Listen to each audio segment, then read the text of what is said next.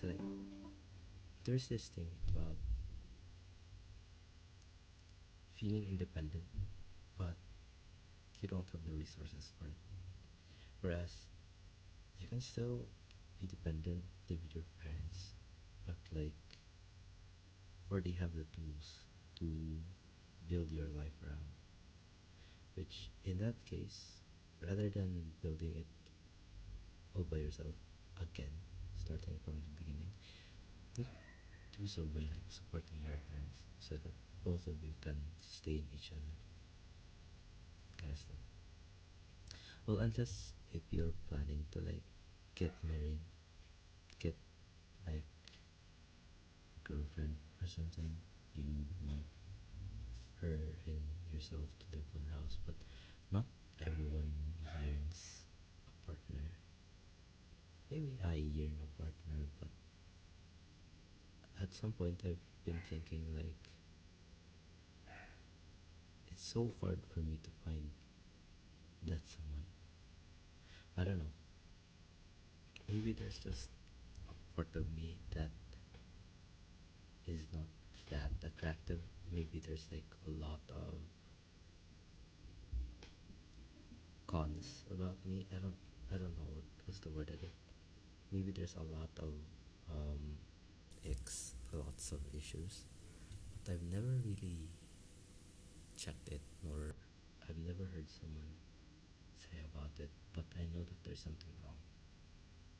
It's like it's like those things where like you just casually talk to someone and then all of a sudden like you're suddenly awkward at doing stuff, and then they tell you something that they've been going through. You just can't fully empathize with it, as not everyone has the same experience as them, so you can't really say anything about it.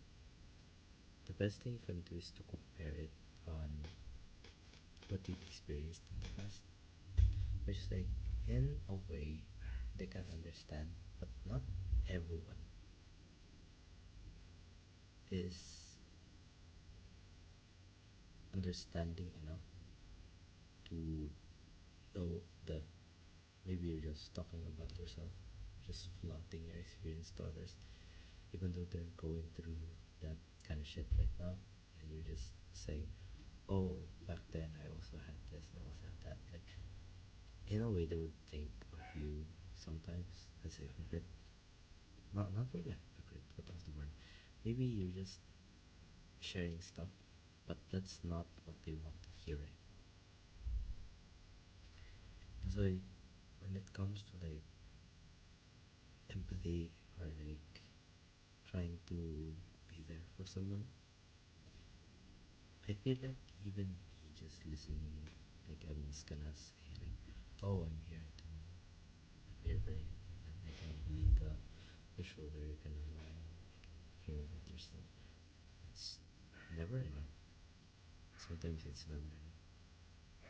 Not because of the inherent thing that is like bad, but the thing that you are, or like what you represent to them.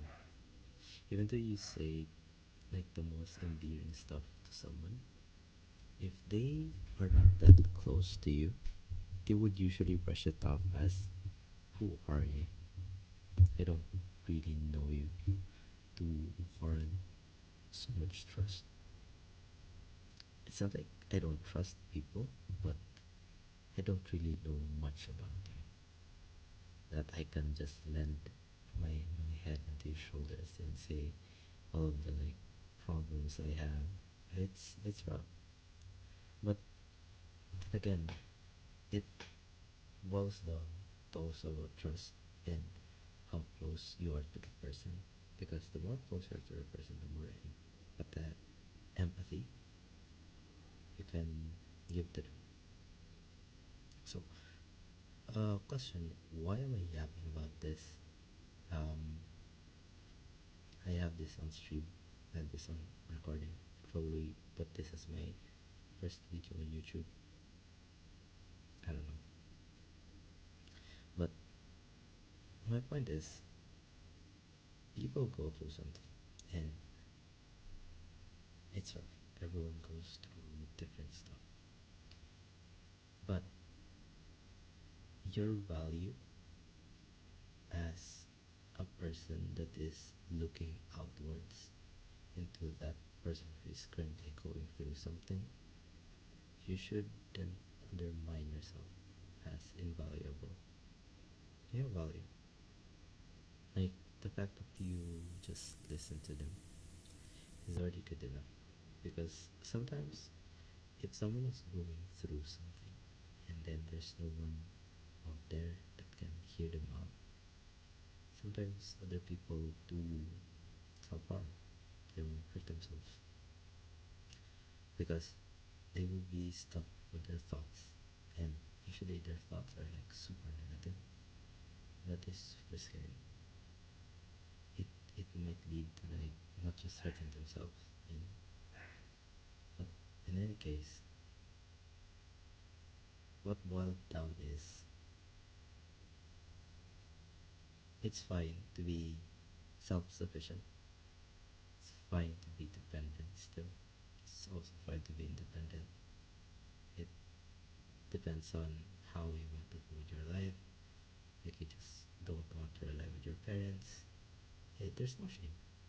I mean, for me, I don't feel much shame nor disappointment because lots of bad stuff has happened already that wanting myself to just to sucks. It's like very disappointing. It's not that worth it. Like if you just keep being disappointed, what's the fun in life? You should be excited for something. It can be a little thing. It doesn't have to be like this one big thing at a time. Yeah, it's fine to have a clear end goal, but like it's not that you always need to chase the end goal. That's why in game there's like side quests, and sometimes people say that in a game side quests are pretty fun, and I don't know, sometimes they can get fun. And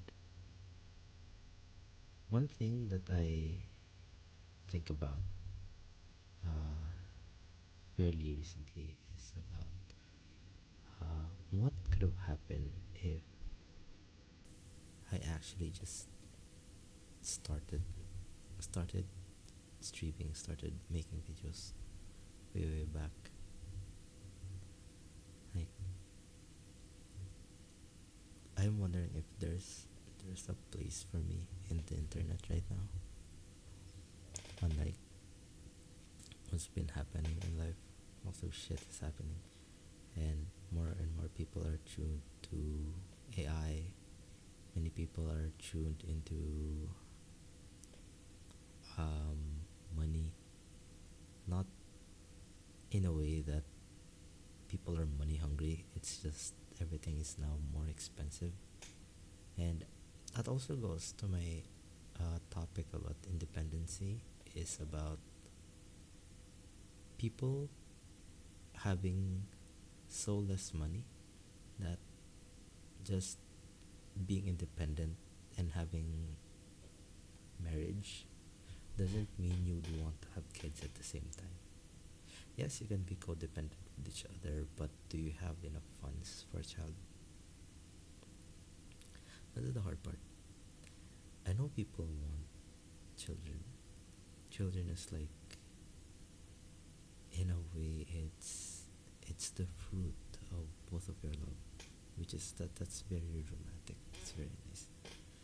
But at some point, those kind of stuff doesn't really have that much weight, especially if you have troubles financially. Maybe I'm just talking about this as like a third world country perspective. As you might all know, I live in the Philippines. Oh yeah, this would be my first video, but like I haven't really introduced myself. I'm Nerdian, and I making this video really mainly about just talking about some stuff and me having this thoughts in my head that I just want to relay. And usually I talk about this stuff while just talking to myself.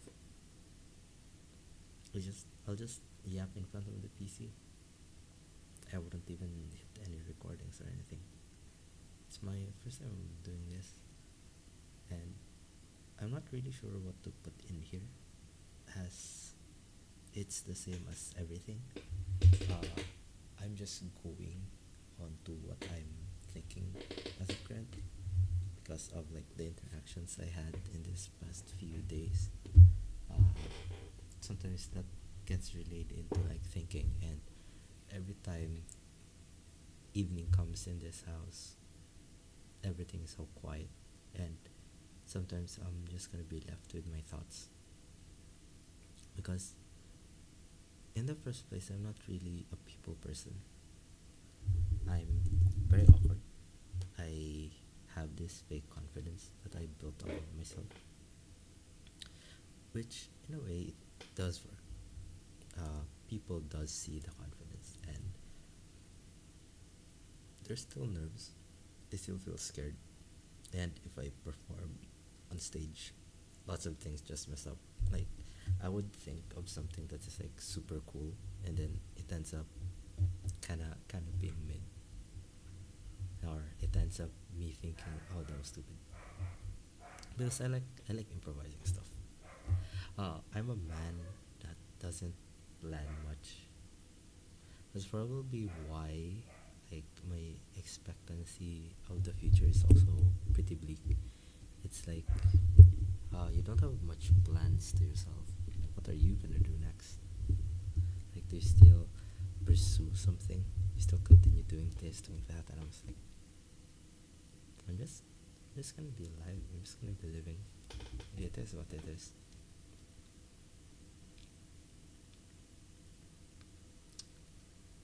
About it is what it is. That got me thinking. Bad things happen to us a lot of times. And saying it is what it is really undermines the suffering that you're having through. It's also one way to cope about the bad experience that is currently happening. But everything is not really as it is, as some things are very permissible by action. Like, you can do something with it. You can do something about the situation. And some people are very quick to give up because they've been disappointed so many times, so many ways, and they will just be like, oh, well, that happened, it is what it is. And some people just like shut off their brain and just like, okay, I'm gonna call it there. I give up. In a way, it's not really the best thing, but it's not really the worst one, I should say. Because giving up on something that you already know that it is what it is not inherently bad. What I'm saying is, some things that can be acted upon, you should act upon. It's fine. It's fine to also mess up. If the thing can be acted on and messing up isn't really a big deal, but like in the first place you wouldn't want to mess up, just mess up. That's always been the biggest teacher of my life. Failure. I I fail a lot. A fuck ton. Even the games I play, I suck at most of them. Not just most of them, might be all of them. And I have this one stinking pride of thinking, next time I'll do better. Next time I'll try this, I'll try that. But before I go to those times, I always go losing. I always lose. And sometimes I just think to myself, huh, losing doesn't feel as bad as you think. Losing sucks, yes. But if you lose and then you rage quit, it's as if you lost to the game. Do you feel me? If you rage quit, if you just quit while being down and you never really learned anything from losing, it just makes the game very much toxic to you.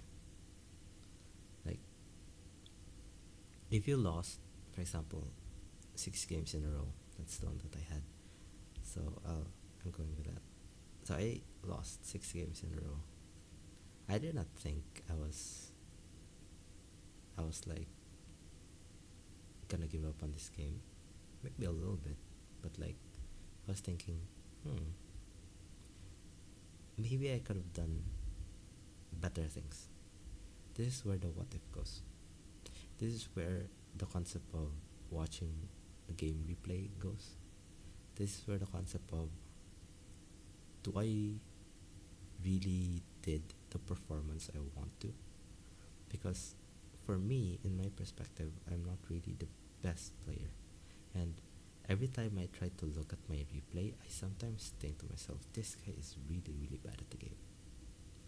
But but the more I look at those mistakes, the more I try to adjust it, the more I look to myself and try to watch the replays where I am not successful but I delivered. It feels like I've done something. Even if I lost, but I was doing really great, I do not feel bad because I feel like I've done something. I feel like growth happened to me. And growth is very important in all sorts of stuff: sports, games, business. Growth is the foundation of someone breaking out of their shell. And once you break out the shell, you'll continue growing. And if you keep growing, you'll break out onto bigger shells. And then you become big. And then you become strong. That's why I think failure is a very important teacher when it comes to games. But I can say that confidently because I lose a lot. And even though I'm learning from these failures, it's not like I can absorb them easily. I still fail a lot, really. But one day, one time, something good will happen. Your body will engrave those failures and not do it anymore. And then sometimes you see other players do it. So, what's the best thing to do is to just be patient with them. Everyone is also having a hard time. Maybe don't follow my steps. In Dota, I'm super toxic. I'm sorry for all my teammates. I will be angry at you.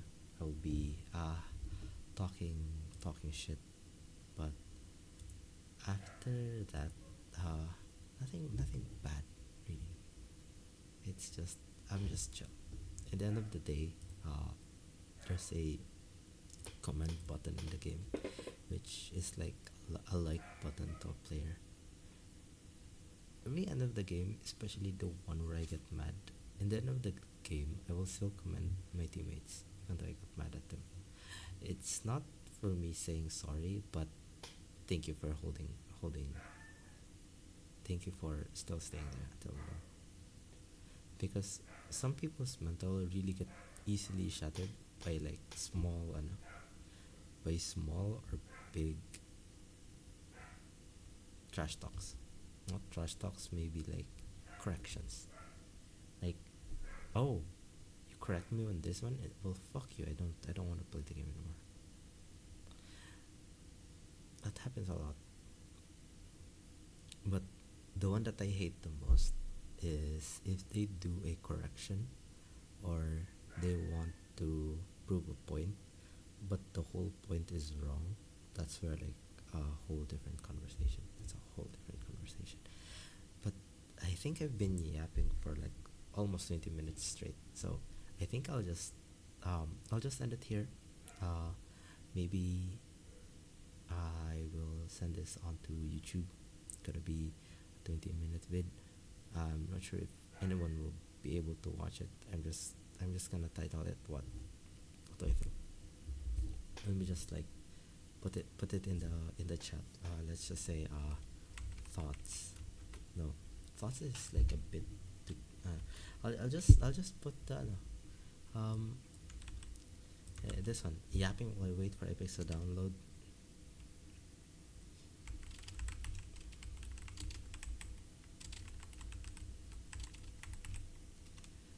There, that would be a title. Yapping while I wait for Apex to download. Then it goes into deep thinking area. I think that should be enough. Well, I think I should stop recording for now. Um, the download would be like 16 minutes, but like I can just wait it out. I can watch a video or something, procrastinate for a little bit. Even though I was talking about wasting a lot of time, but when it comes to like downtimes, especially downloads and stuff, like you can't help it. Maybe I can try to search for some jobs. I'm still looking for jobs, anyways. But like, yeah.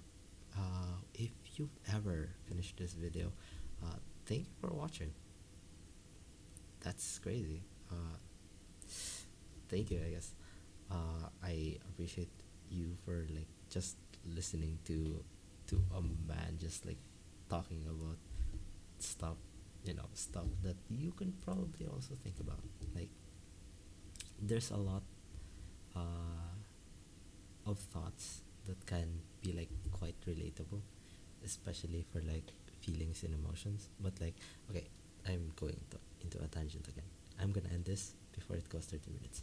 But like, yeah, thank you for watching the video. You can like leave a like, subscribe, follow my Twitch. That's where I usually hang out. I stream most nights. Uh, by that I mean most nights that I am available. There would be no noise outside. And yeah, thank you for watching. Goodbye for now. And it has been Nero Rin.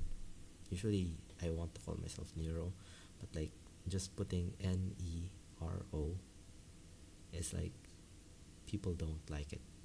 So I'll just put Nero Rin because I like Rin Tosaka from Fates. Anyways, that's not about it. So yeah. Thank you. Peace. Peace out. Yeah. Say something like, what's your favorite pie flavor at the end of the video. I mean, in the comment section. I don't fucking know how to make these videos. Alright, thank you. Goodbye.